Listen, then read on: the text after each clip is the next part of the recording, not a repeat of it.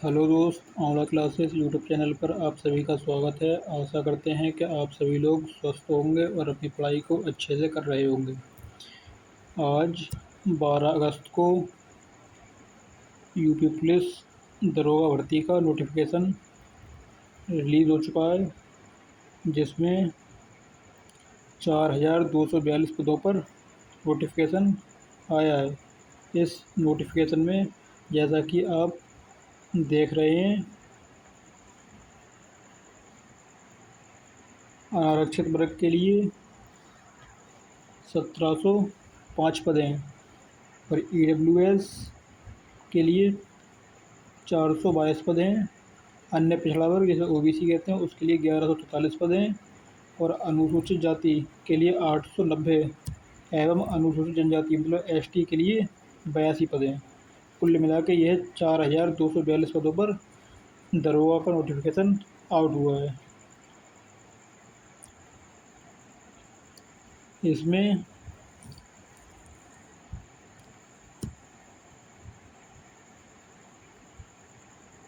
Platoon commander, PAC, उपनिरीक्षक, सशस्त्र police बल के रिक्त पदों का श्रेणीवार।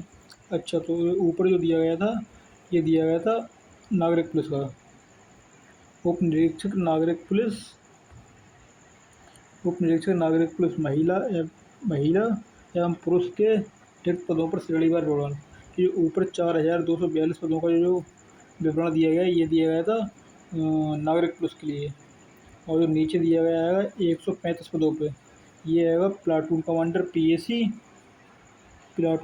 पीएसी उपनिरीक्षक सशस्त्र पुलिस के रिक्त पदों का श्रेणीवार विवरण केवल पुरुष अभ्यर्थियों के लिए। अच्छा, इसमें जो है प्लाटून कमांडर होते हैं, पीएसी के जो दरोगा होते हैं प्लाटून कमांडर बोलते हैं। तो इसमें जो है अनारक्षित वर्ग जो जनरल के होते हैं उनके लिए जो है 56 पद रहेंगे पीएसी में दरोगा के। और ईडब्ल्यूएस है, ईडब्ल्यूएस में 13 पद रहेंगे। और अन्य पिछड़ा वर्ग ओबीसी जो है इसमें 36 पद रहने वाले हैं आपके। और अनुसूचित जाति जिसे हम एससी कहते हैं उसके लिए 28 पद हैं। और जो अनुसूचित जनजाति है उसके लिए 2 पद रहने वाले हैं। ये कुल मिला के आपके 135 पद होते हैं। और इसमें कुछ पद और दिए गए हैं, जैसे कि प्लाटून कमांडर, उप निरीक्षक, विशेष सुरक्षा बल के रिक्त पदों का श्रेणीवार विवरण केवल पुरुष अभ्यर्थियों के लिए। इसमें भी केवल पुरुष अभ्यर्थी ही आवेदन कर सकते हैं। इन पदों का विवरण निम्न प्रकार है, जैसे कि अनारक्षित वर्ग या जनरल जो होता है उसके लिए 25 पद दिए गए हैं। ईडब्ल्यूएस है, ईडब्ल्यूएस के 6 पद। अन्य पिछड़ा वर्ग उसके 16 पद। अनुसूचित जाति 12 पद। अनुसूचित जनजाति 1 पद। कुल मिलाकर 60 पद होते हैं आपके। और इसके अतिरिक्त भी कुछ पद दिए गए हैं। इसमें जनरल के 47 पद हैं। ये कौन से हैं? महिला बटालियन। अच्छा, ये महिला बटालियन, महिला उप निरीक्षक, नागरिक पुलिस, पीएसी रिक्त पदों का श्रेणीवार विवरण केवल महिला अभ्यर्थियों के लिए। इसमें अनारक्षित वर्ग जो है जनरल के 47 पद हैं, ईडब्ल्यूएस के 10 पद और अन्य पिछड़ा वर्ग 27, अनुसूचित जाति 21 और अनुसूचित जनजाति 1 पद। इस टोटल मिलाकर महिलाओं के लिए 106 पद होते हैं। और जो इसके आवेदन हैं वो ऑनलाइन आवेदन करने की प्रक्रिया रहेगी। ऑनलाइन आवेदन आप आज से ही प्रारंभ हो गए हैं, जो आप ऑनलाइन आवेदन कर सकते हैं। ऑनलाइन आवेदन करने की प्रारंभिक तिथि 12/8/2025 है, जो आज से ही है। और अंतिम तिथि जो है 11/9/2025 है। आवेदन शुल्क जमा करने की जो प्रारंभिक तिथि है वो आज से ही स्टार्ट होगी 12/8/2025 और अंतिम तिथि जो है जो 11/9/2025 तक रहने वाली है। जमा किए गए शुल्क के समायोजन की तिथि जो प्रारंभिक तिथि है वो आज से ही 12 अगस्त 2025 और अंतिम तिथि 13 सितंबर 2025 रहने वाली है। इसके लिए जैसे कि पूर्व में ही भर्ती बोर्ड द्वारा ओटीआर की जो है प्रक्रिया स्टार्ट कर दी गई थी। ओटीआर मतलब वन टाइम रजिस्ट्रेशन। इसमें आपका एक बार रजिस्ट्रेशन हो जाए तो आप आगे आने वाली किसी भर्ती के लिए जब आवेदन करेंगे तो उसमें आपको बार बार अपना जो है रजिस्ट्रेशन करने की आवश्यकता नहीं, डायरेक्ट आप फॉर्म फिल कर सकते हैं। इसलिए ओटीआर की सुविधा लागू की गई है भर्ती बोर्ड की तरफ से। और इसमें जो आवेदन शुल्क लगने वाला है, आपकी फ़ीस जो लगने वाली है फॉर्म भरने में, तो इस प्रक्रिया इस भर्ती प्रक्रिया के लिए आवेदन शुल्क निम्न अनुसार होगा, जैसे कि सामान्य वर्ग जिसे हम जनरल कहते हैं, ईडब्ल्यूएस और अन्य पिछड़ा वर्ग जिसे हम ओबीसी कहते हैं, उसके लिए 500 रुपये लगने वाले हैं आपकी फ़ीस के। और जो अनुसूचित जाति अनुसूचित जनजाति के लिए जो है वो 400 रुपये आपके रहने वाले हैं फ़ीस के। जो ऑनलाइन जब आप कराएंगे फॉर्म तो उसमें फ़ीस कटेगी वो आपकी रहने वाली है। इसके बाद हम बात कर लेते हैं शैक्षणिक अर्हता की, मतलब आपका योग्यता क्या क्या होनी चाहिए, मतलब पढ़ाई लिखाई के मामले में। तो उसमें जो है आप भारत सरकार के विधि द्वारा स्थापित किसी विश्वविद्यालय से स्नातक मतलब ग्रेजुएशन जैसे कि बीए, बीएससी, बीकॉम आदि जो होती हैं उपाधि या सरकार द्वारा मान्यता प्राप्त उसके समकक्ष कोई भी अर्हता हो तो आप इसके लिए आवेदन कर सकते हैं। और इन्होंने इस बात को साफ कर दिया है इसमें कि जो है आप अपेयरिंग हैं तो आपका मतलब नहीं कर सकता अब आवेदन, आपका कंप्लीट हो जाना चाहिए जो आपका ग्रेजुएशन है। आवेदन पत्र में प्रदर्शित शैक्षिक अर्हता की यथार्थता, शुद्धता एवं समकक्षता को सिद्ध करने के लिए अभिलेखीय साक्ष्य प्रस्तुत करने का दायित्व अभ्यर्थी का होगा। इस संबंध में बोर्ड का निर्णय अंतिम होगा। और इसमें देखते हैं आगे क्या दिया गया है।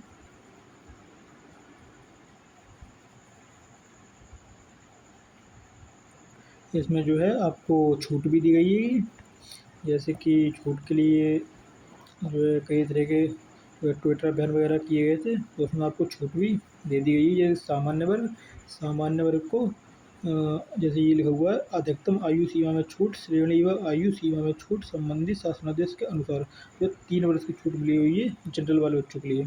और जो उप निरीक्षक नागरिक पुलिस पुरुष महिला तथा महिला बटालियन हेतु महिला उप निरीक्षक नागरिक पुलिस पीएसी तो कब से कब तक इसमें डेट भी दी गई है 2/7/1994 से लेकर जनरल वाले लोग हैं वो भर सकते हैं 2/7/1994 से लेकर 1/7/2004 तक इनकी जन्मतिथि है वो लोग इसमें आवेदन कर सकते हैं। और प्लाटून कमांडर पीएसी पुरुष उप निरीक्षक सशस्त्र पुलिस बल पुरुष तथा प्लाटून कमांडर उप निरीक्षक विशेष सुरक्षा बल तो इसका भी वही डेट तो जो है ये समान ही दी गई है आपकी। और अनुसूचित जाति की श्रेणी के अभ्यर्थियों को अधिकतम आयु हेतु 5 वर्ष की छूट अनुमान्य रहेगी। मतलब जो अनुसूचित जाति जैसे कि जो आपके ओबीसी के हैं और जो आपके एसटी के हैं, एससी के हैं, उन लोगों के लिए जो है 5 वर्ष तो अतिरिक्त दी गई मतलब होती है इनके लिए छूट और उसके साथ में 3 वर्ष की और छूट दी गई। ये कर सकते हैं 2 तारीख 7वां महीना 1989 से लेकर के 1 तारीख 7वां महीना 2004 तक आवेदन कर सकते हैं ये लोग। ठीक है, और आगे देख लेते हैं इसमें।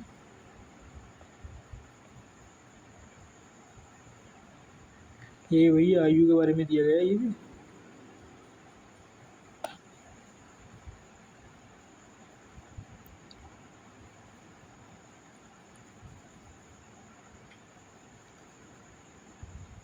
ये आपका जो है सिलेबस दिया गया है मतलब किस सेक्शन से कितने क्वेश्चन आने वाले हैं।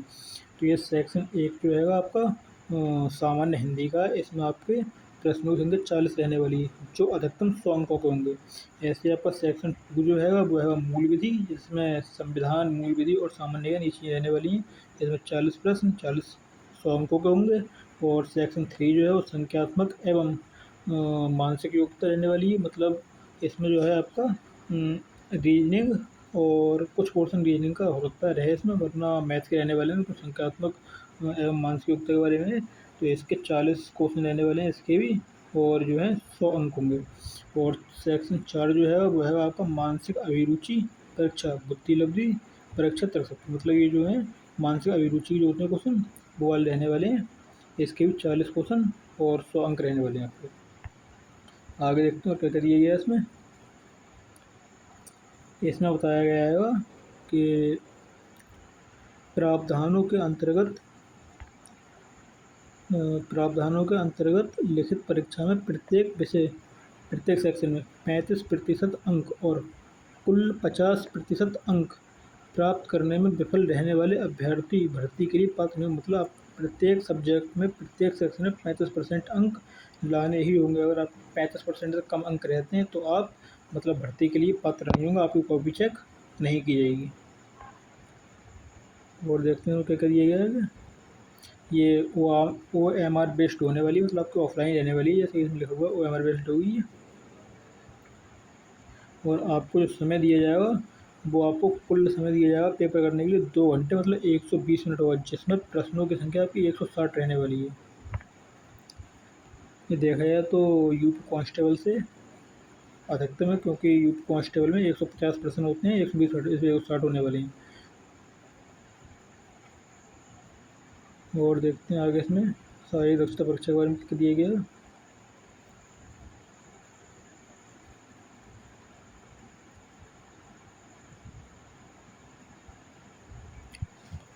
तो इसमें जैसे कि शारीरिक दक्षता परीक्षा के बारे में आपको दिया गया है।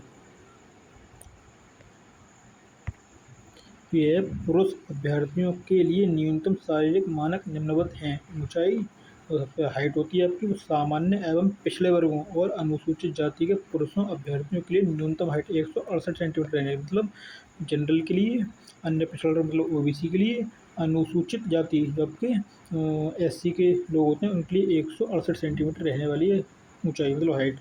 और अनुसूचित जनजाति के पुरुष अभ्यर्थियों के लिए न्यूनतम हाइट 160 सेंटीमीटर रहने वाली, जो एससी के कैंडिडेट होते हैं उनके लिए 160 सेंटीमीटर रहने वाली है। अगर हम बात करें चेस्ट की, तो चेस्ट जो है सामान्य जो सीना है उस सामान्य और जनरल, अन्य पिछड़ा वर्गों और अनुसूचित जाति के अभ्यर्थियों के लिए न्यूनतम सीने का माप 79 सेंटीमीटर होना चाहिए, 79 सेंटीमीटर होना चाहिए बिना फुलाए, और कम से कम 84 सेंटीमीटर फुलाने पर। और अनुसूचित जनजाति मतलब ST के जो लोग जो होते हैं उनके लिए 77 सेंटीमीटर होना चाहिए बिना फुलाए, और फुलाने के बाद 5 सेंटीमीटर फुलाव मार्क्स में 42 सेंटीमीटर हो जाना चाहिए। न्यूनतम 5 सेंटीमीटर फुलाव अनिवार्य है, यदि 5 सेंटीमीटर नहीं फुला पाते हैं तो आपको इसमें फेल कर दिया जाएगा। और हम महिला अभ्यर्थियों की बात करें तो महिला अभ्यर्थियों के लिए न्यूनतम शारीरिक मानक निम्नलिखित हैं। तो ऊंचाई, तो इसमें है सामान्य, अन्य पिछड़ा वर्गों की अनुसूचित जातियों की महिला अभ्यर्थियों के लिए न्यूनतम जो हाइट रहने वाली 152 सेंटीमीटर रहने वाली है, और जो अनुसूचित जनजाति ST की महिला हैं उनके लिए 147 सेंटीमीटर होने वाली है। और इसमें आपका वजन जांचा जाएगा, वजन कम से कम 40 प्रति किलोग्राम होना चाहिए, 40 केजी होना चाहिए आपका वजन, 40 से कम है तो आपको फेल किया जा सकता है। अधिक के बारे में नहीं दिया है। और जो आपकी रनिंग होगी वो अभिलेखों की संवीक्षा एवं शारीरिक मानक परीक्षण में सफल पाए गए अभ्यर्थियों से शारीरिक परीक्षा में सम्मिलित होने की अपेक्षा की जाएगी, जो आहारकारी प्रकृति की होगी। इस शारीरिक दक्षता परीक्षा में आहार्य होने के लिए पुरुष अभ्यर्थियों हेतु 4.8 किलोमीटर की दौड़ 28 मिनट में पूरी करनी होगी, और महिला अभ्यर्थियों के लिए 2.4 किलोमीटर दौड़ 16 मिनट में पूरी करनी होगी। वे अभ्यर्थी जो विहित समय के भीतर दौड़ पूरी नहीं करते हैं भर्ती के लिए पात्र नहीं होंगे तथा उसी स्तर पर चयन प्रक्रिया से बाहर हो जाएंगे। ठीक है, यही सब चीज़ें आप लोग उसके लिए तैयारी करें, और जैसा भी होगा वैसा आप बढ़िया करने का प्रयास करें। ठीक है, तो आज की इस वीडियो में इतना ही।